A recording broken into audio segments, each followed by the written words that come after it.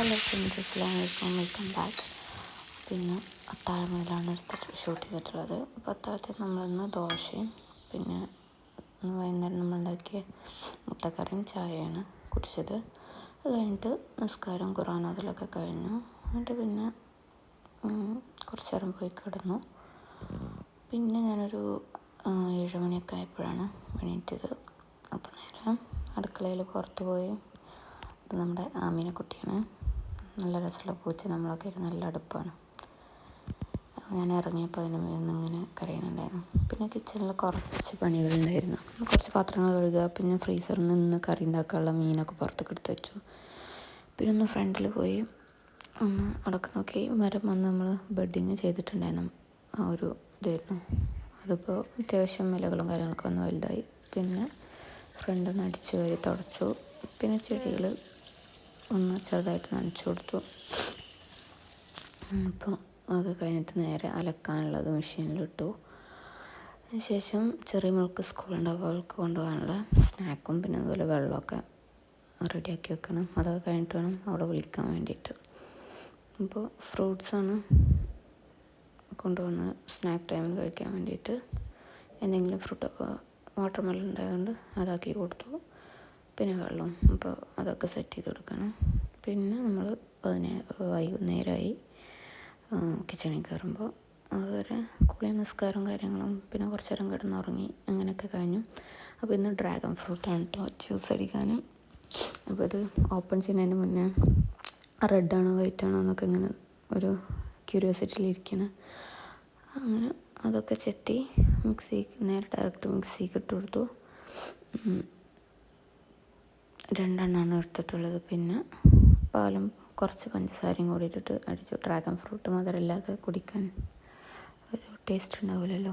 അപ്പോൾ അതുകൊണ്ട് ആദ്യം കുറച്ച് പാലും കുറച്ച് പഞ്ചസാരയും കൂടി ഇട്ടിട്ട് നന്നായിട്ട് അടിച്ചതിന് ശേഷം പിന്നെ ഞാൻ കൂടുതൽ പാൽ ഒഴിക്കുക ചെയ്തത് കേട്ടോ. പിന്നെ അപ്പോൾ അത് നന്നായിട്ട് അരച്ചിട്ട് ജ്യൂസ് അടിച്ചിട്ട് അങ്ങനെ നേരെ പിന്നെ ഫ്രിഡ്ജിൽ കയറ്റിച്ചു. പിന്നെ ഇന്നത്തെ സ്നാക്ക് കട്ട്ലേറ്റിൻ്റെ അതേ ആ ഒരു ഫില്ലിങ് തന്നെയാണ്.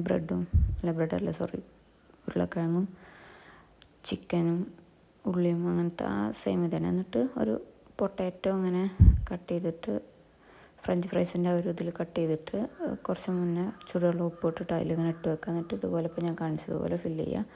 എന്നിട്ട് കോഴിമുട്ടയിൽ അതുപോലെ ബ്രെഡ് ക്രംസിലും കോട്ട് ചെയ്ത് കൊടുക്കുക. അപ്പോൾ നമ്മുടെ ഒരു ചിക്കൻ ലെഗ് പീസിൻ്റെ ഒരു മോഡലാവും.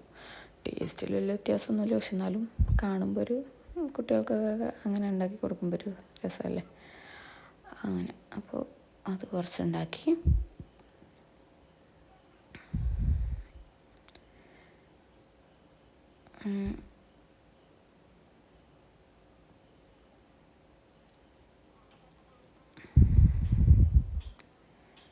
ഇന്ന് അതുമാത്രമാണ് സ്നാക്ക് ആക്കണം. പിന്നെ ഒരു 2 മുളക് ബജിയും നമ്മൾ ഇന്നലെ ചെയ്ത അതേ ഫില്ലിങ്ങിൽ തന്നെയാണ്. തേങ്ങ ചമ്മന്തി ഉള്ളിൽ നിറച്ചിട്ട് കടലമാവ് ഇന്നലത്തെ പോലെ ഞാൻ ഗ്ലാസ്സിൽ കലക്കിയില്ല. എനിക്കതിനേക്കാൾ ഒന്നുകൂടി കംഫർട്ടബിളായിട്ട് തോന്നുന്നത് അങ്ങനെ അതുപോലെ പാത്രത്തിൽ കലക്കുന്നതാണ്. അപ്പോൾ അങ്ങനെ അത് ചെയ്തു. പിന്നെ നമ്മുടെ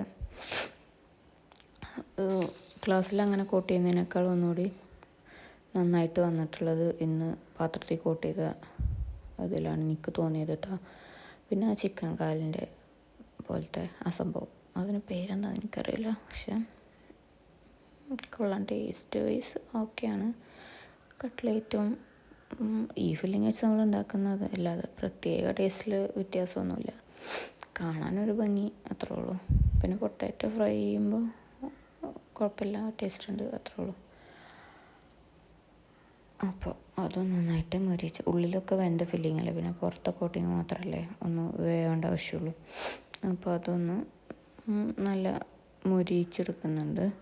അപ്പോൾ നല്ല ടേസ്റ്റാവും. പുറത്ത് നല്ല ക്രിസ്പിയും ഉള്ളിൽ പിന്നെ കട്ട്ലേറ്റിൻ്റെ ഫില്ലിങ് ആയിട്ടുള്ള ആ സോഫ്റ്റ്നെസ് ഉണ്ടാവില്ല. അപ്പോൾ അത് കണ്ട ഒരു ചിക്കൻ കാലിൻ്റെ അതേപോലെ. പിന്നെ ഒക്കെ റെഡിയാക്കി വെച്ചു. നോമ്പ് തുറക്കാൻ സമയമായി. റോബ്സ് ഉണ്ടാക്കി, പിന്നെ നമ്മൾ നേരത്തെ ഉണ്ടാക്കി ജ്യൂസ്, ഫ്രൂട്ട്സ് കട്ട് ചെയ്ത് വെച്ചു. അത്രയേ ഉള്ളൂ. Thank you for watching.